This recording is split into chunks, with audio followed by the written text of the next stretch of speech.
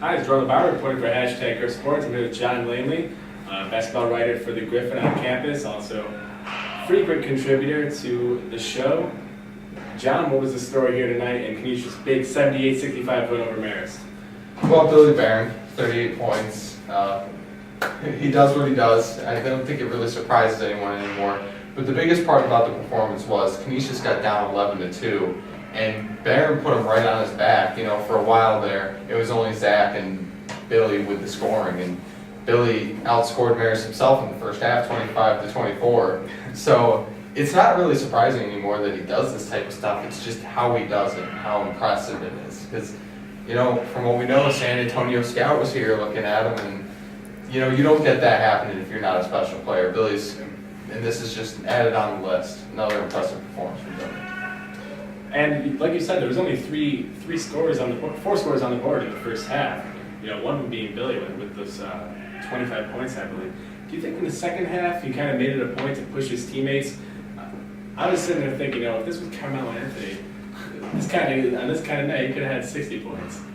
Yeah, he probably could have gotten to 50 if he wanted to, but he definitely looked to defer a little bit. And at the same time, I think his legs started to give on him, and he started to come up short on some shots, so he knew that it just wasn't there. And it really helped that Perez started asserting himself, Chris Manhurst started asserting himself, and Zach Lewis made some incredible shots. You know, Zach Lewis was the guy that started off the year just shooting threes, and now he's starting to make those tough mid-range shots. So I definitely think this is one of those games that in the second half that you look to see what you have in the rest of your team, because you already know what you've got in Billy.